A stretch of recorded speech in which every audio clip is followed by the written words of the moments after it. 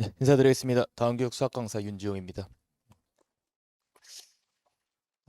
우선은 이번 겨울방학 수학 공부, 수학 학습 전략에 대해서 말씀드리기 이전에, 그 전에 그 전에 체크해야 되는 거, 그러니까 수학 학습 전략이 아니고요. 그냥 이제 학습 전략과 관련해서 체크해야 되는 부분을 좀 저는 꼭 짚어드리고 싶어요. 이거는 물론 아이들과 함께 짚어야 될 부분이긴 하겠지만, 이번 제가 두 가지 좀 짚어드리려고 해요. 두 가지를. 일단 첫 번째는 이제 수학 외적인 얘기인데, 아마 요런 작업을 이미 하셨거나 아니면 앞으로 하실 계획이실 겁니다. 아이들 시간표를 짜는 거죠, 결국은. 보통 우리가 이제 학원 시간표를 짠다고 했을 때 보통은 일주일에 요거 21개 블럭이 나옵니다. 그러니까 일주일 7일이고 오전, 오후, 저녁 수업이 보통 구성이 되니까요. 21개의 블럭이 나오고 그 다음에 사실 10시에 수업이 끝나고 나면 뭐 10시부터 12시 혹은 1시 정도까지 뭐 스터디 카페 등지에서 공부를 하잖아요. 그 자습 시간까지 포함을 하면은 한 28개 정도 블럭이 나와요. 그러면 저는 이렇게 여쭙고 싶은 거예요. 이 중에 학원은 몇 개가 적당할까? 이건 사실 학원을 심야에 할 수는 없으니까 우리가. 그러면 요 21개 중에서 학원이 차지해야 되는 블럭의 수는 몇 개인가? 사실 저는 그걸 먼저 정해놓고 공부를 해야. 왜냐면 저는 사실 공부를 가르치고 싶거든요, 아이들한테 수학 이전에. 저도 공부를 했던 사람이기 때문에 공부가 중요한 거를 우리 다 알잖아요, 사실은. 근데 이제 아이들은 잘 모르는 것 같아서 우리라도 올바르게 해줘야 된다. 저는 이렇게 생각합니다. 수업 하나당 일단 과제에 필요한 게 한 블럭이 무조건 따라와야 돼요. 그러니까 수업만 듣는다고 우리가 되는 게 아니고 수업에는 책임이 따라야 되는데 그 책임의 정의는 일단은 과제 시간. 그러면은 우리가 한 타임 수업을 넣으면 그것을 뭐 바로 과제를 해도 되고 뭐 띄어서 해도 되지만 여기에 수반되는 블럭이 하나가 필요하다. 그럼 일단은 곱하기 인 거예요. 근데 저는 그걸로 부족하죠. 복습 시간이 필요합니다. 이게요. 아이들이 복습 안 하죠. 학원 수업 듣고 복습 절대 안 해요. 근데 그게 못하는 건지 안 하는 건지에 따라서 못해요. 만약에 시간이 없어서 못하면은 그건 어쩔 수가 없잖아요. 근데 안 하는 거예요. 그럼 그건 하게 만들면 되죠. 근데 아이들이 선생님 저 시간이 없어서 못합니다. 이렇게 얘기해버리면 제가 못 시켜요. 근데 시간만 확보돼 있으면 제가 복습을 시킬 수 있거든요. 저희 수업 안에서는. 그리고 제가 시키면 어쨌든 수학이 공부의 축이기 때문에 다른 과목도 같이 영향을 받습니다. 분명히. 그러면 제가 주장드리는 건 수업 하나에 블럭을 한 2.5개 정도.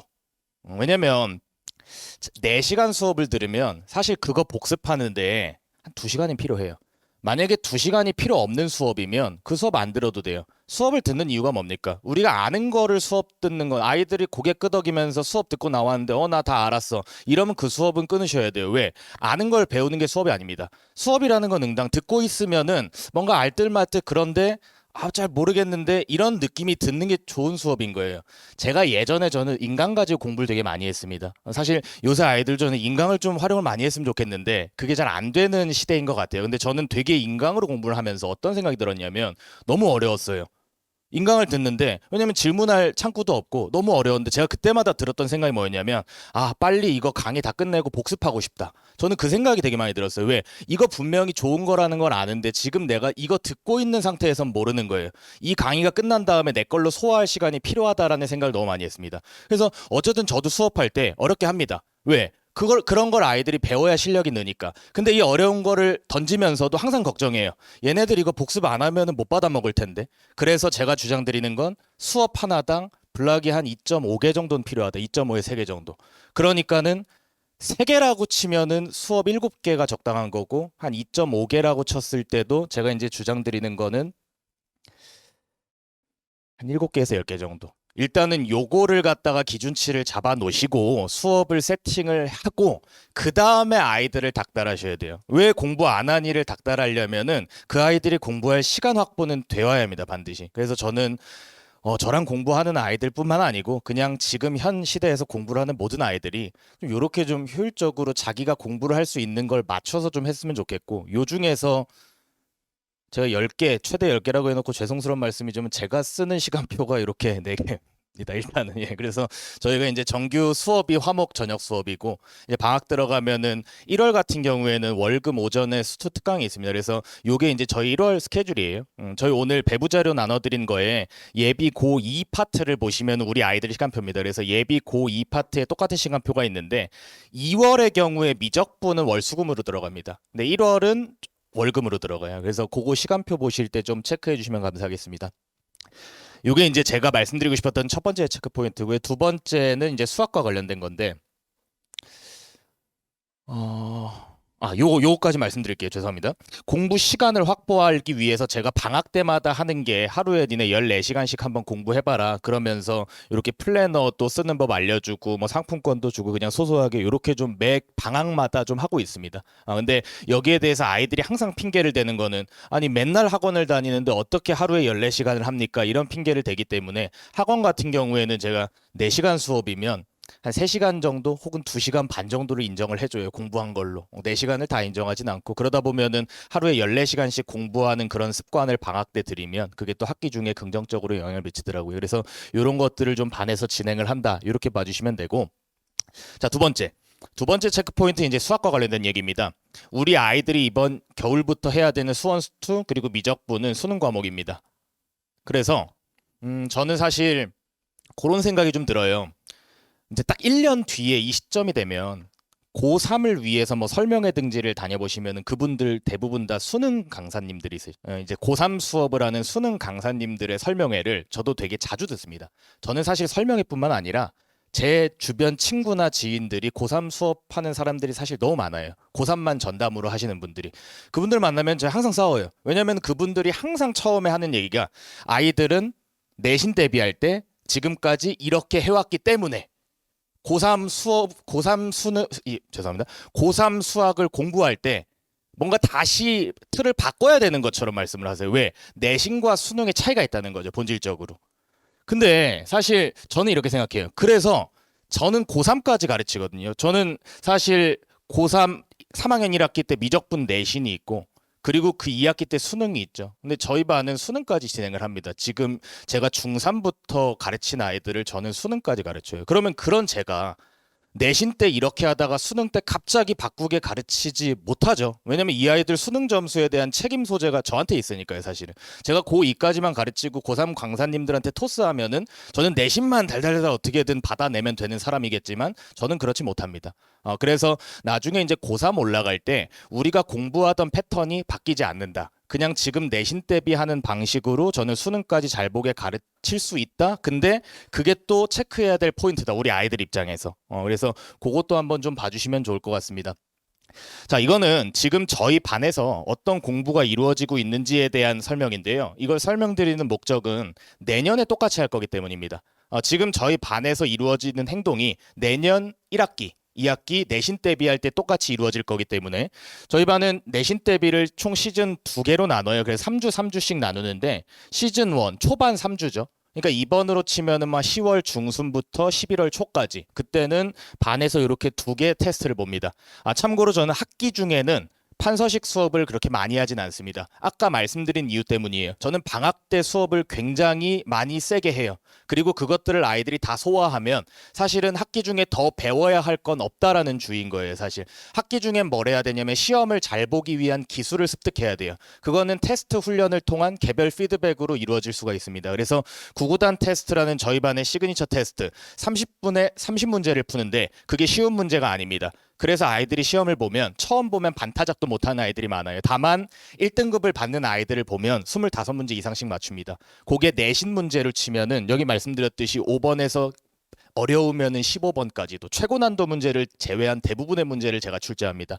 그리고 사실 요 타임어택만 돼서 되는 건 아니겠죠. 1등급을 위해서는 고난도 시험 연습을 하는 게 시즌 1이고 그리고 지금 이제 시즌 2 기간이에요. 시즌 2의 3주간에는 요거 결국은 저희 반은 연합반입니다. 지금도 보면은 가장 많은 학교가 많아야 4명이에요, 사실.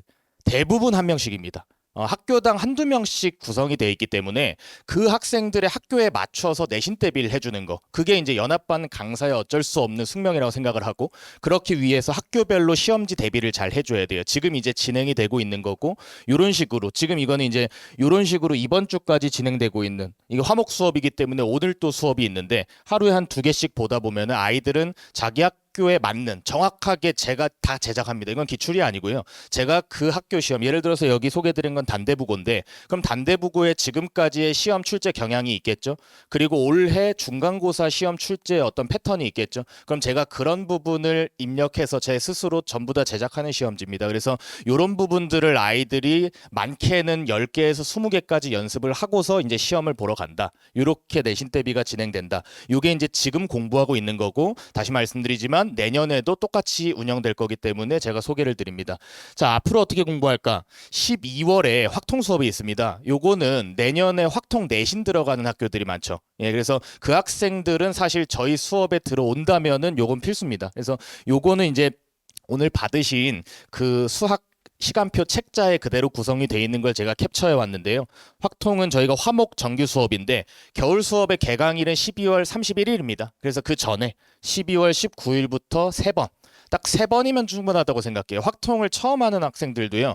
우리 수학 기말 범위의 경우의 수 있죠. 그 경우의 수 지금 열심히 공부하고 있기 때문에 그거 한 학생들이면은 확통 난생 처음 한다? 3번이면 충분합니다. 다만 가장 뒤에 통계 파트는 수업하지 않습니다. 요 수업에서는. 왜냐면 통계 파트는 보통 기말고사거나 1년 커리인 학교들은 2학기 범위거든요. 근데 통계가 암기 위주의 어떤 학습이 세기 때문에 그걸 지금 해둘 필요는 없다라고 생각을 해서 짧게 3번 동안의 확률 파트까지만 그렇게 진행되는 수업이 있고요. 이번 겨울방학의 정규 수업은 수학원입니다. 저희 반 수학원 수업의 특징은 2회독을 갑니다. 2회독이고 첫 번째 1월달 수업의 이름은 리메이크. 요거는 제 교재 이름이기도 한데요. 교재 말 그대로 다시 만들자예요. 수학원을 처음 하는 학생들은 사실 저희 반에 없습니다. 하지만 다 까먹은 학생들은 많아요. 근데 수학원을 까먹었더라도 그게 까먹은 건 아니겠죠. 그러니까 딱 그런 학생들을 위해서 개념을 다시 짚어줄 필요는 있다. 그게 1월입니다. 그래서 수원을 지금 막 엄청 잘하고 그런 학생들이 굳이 아니어도 되는 거죠. 수원 같은 경우에는 여기 1월 달에 제가 다시 만들 거기 때문에. 그러면 1월 달에 한 바퀴를 돌리고 나면 2월 달 수업 교재의 이름은 루틴 교재입니다. 그래서 루틴 교재는 문제풀이, 어떤 문제풀이의 루틴이 있다. 이런 식으로 제가 이제 이름을 붙인 건데 요 문제풀이 교재를 가지고 2회독을 합니다. 그러면은 1월에 1회독, 2월에 2회독, 그리고 3월부터 내신 대비. 그러니까 이렇게 2회독을 하니까 3월에 제가 앞에서 다시 뭐 개념 설명한다고 그런 거 일철 없습니다. 사실은 아이들이 알아서 해야 돼요. 그런 거는 복습 알아서 할게끔 제가 다 구성을 할 거고요. 그래서 3월 달부터는 이제 시험 연습 이렇게 봐주시면 될 것 같아요. 수학원은 쉽습니다. 그래서 수학원은 정규 수업에서 다 이루어질 거기 때문에 문제는 이 수학2예요. 수학2. 왜냐면은 일단은 제가 오늘 설명회에서는 수학2가 1학기에 들어가는 뭐 자사고나 혹은 세화고 이런 좀 특수학교에 대한 커리는 배제하겠습니다. 대부분의 학교들 수학2는 2학년 2학기 내신이에요. 그래서 그 학교에 방점을 맞추고서 제가 한번 설명을 드려보면 일단 저희 수업은 고등 올라와서 두 번째 수업입니다. 왜냐면 제가 여름방학 때 수학2 특강을 한 번을 진행을 했어요. 근데 저희 정규반은 항상 그 특강을 제가 필수로 권장을 합니다. 뭐 제가 강요할 수는 없고 그냥 필수라고 일단 달아놓는데 그래서 대부분의 학생들은 같이 공부를 했어요. 애초에 여름방학 때 수업 자체도 되게 어려웠습니다. 그리고 이번에 진행하는 수업이 어떻게 보면은 고등 단계에서 두 번째 수업인데 재밌는 건 중등 단계에서 아이들은 수투 선행을 이미 한 두세 번씩은 했어요. 그러니까 여기에 플러스 두세 번씩이 추가되는 수업이라고 보시면 돼요. 그래서 수투 수업은 사실 어렵습니다. 아까 말씀드렸듯이 정규 수업에서 진행되는 수원 수업은 제가 빌드업을 다시 해줄 거기 때문에 괜찮아요. 1월 달에 들어와도 상관없습니다. 다만 이 수투 수업은 정말 수투를 진하게 한번 놀아보고 싶다. 그리고 회차도 8회로 길지 않습니다. 사실은. 그래서 정말 필요한 부분만 강하게 터치할 거고 대부분이 모의고사 기출문제에 대한 해석을 할 거예요. 그게 아까 제가 말씀드렸듯이 저희 학생들이 고3 올라갈 때 다시 배우지 않아도 되는 이유입니다. 저는 방학 동안에 이런 걸 이렇게 풀고 저런 걸 저렇게 풀면 돼. 유형 학습을 시키지 않습니다. 모의고사 문제에 대한 해석이라는 건요. 한 문제 앞에다 놓고 그 문제 20분씩 풀어요. 답을 내는 게 중요한 게 아닙니다. 야, 이렇게 풀면 이런 함정에 빠질 수 있어. 이 문제는 이것까지 노린 거야. 여기서 이게 바뀌면은 이렇게 답이 바뀌어. 이걸 다 터치해 주는 거예요. 분석입니다, 말 그대로. 그러니까 이 수투 수업은 모의고사 최고 난도 문제에 대한 얼마 전에 수능이 또 치러졌죠. 그럼 그 수능에서 제일 어려웠던 문제도 이번 교재에 들어가서 같이 분석하는 거예요, 아이들이랑. 답을 내는 게 주 목적이 아닙니다. 그래서 요 수투 수업은 그런 분석 수업이다. 오히려 우리 여름방학에 고2 여름에 진행되는 요 수업은 내신 직전이죠. 그래서 내신 직전에 진행되는 요 수업에서는 우리가 조금 더 내신 대비 위주의 수업을 진행하겠죠. 이 수업은 모의고사 분석 수업입니다. 자, 마지막 제일 힘든 미적분이죠. 예, 그래서 요 미적분 같은 경우에는 이번 수업이 고등 첫 수업이라고 보시면 돼요. 중등 때 미적 선행 무시합니다. 한 번 본 거, 두 번 본 거, 안 본 겁니다. 예, 미적분은 중등 때 본 거는 본 게 아니에요. 중등 때 네 번, 다섯 번씩 봤으면 제가 인정하겠지만 두 번까지도 저는 안 본 걸로 규정합니다. 다만 수원2가 되어 있는 상태에서의 첫 미적분은 달라요. 그럼 수원2가 잘 되어 있는 게 제 목표는 1월까지입니다. 그래서 1월까지 수원2를 잘 만들면 이번에 2월 달에 저희 커리큘럼 미적분 월수금 오전 수업으로 깔려 있습니다. 그래서 그 미적분 수업을 저 첫 수업으로 규정할 거고요. 여기서 뭐 기본 개념이나 이런 것부터 시작해서 그래도 수원2가 돼 있기 때문에 조금 높은 난이도까지. 그리고 제 계획에는 이렇게 3단 구성인 거죠. 고2에서 고3 올라가는 겨울까지. 왜냐면 저는 수능까지 보는 반이기 때문에. 그래서 미적분 3단계 수업 중에 첫 번째 수업이다. 그리고 여기다 제가 수능의 내신화라고 적어놨는데 이게 사실 작년에 썼던 문구 그대로입니다. 올해 생각 바뀌지 않았어요. 수능이 결국은 최고 난도 킬러 문제를 출제하지 못하다 보니까 아이들이 내신 대비 열심히 하면은 알아서 잘 볼 수밖에 없는 구조다. 구조가 이렇게 좀 바뀌었습니다. 분명합니다, 이거는. 자, 저희 반의 캐치프레이즈는 잘함과 성장입니다. 그래서 어느 정도의 실력은 좀 있어야 되기 때문에 입반 기준은 좀 있다라고 말씀드리고요.